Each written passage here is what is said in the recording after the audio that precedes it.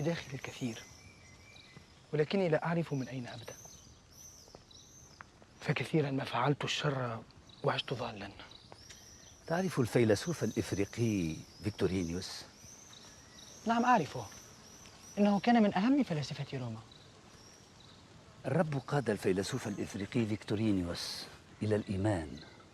إن فيكتورينيوس استطاع أن يقبل التواضع المسيحي المحجوب عن الحكماء والمكشوف للأطفال، فأعلن بدون خجل أنه أصبح أسيراً للمسيح وابناً للنعمة الفياضة.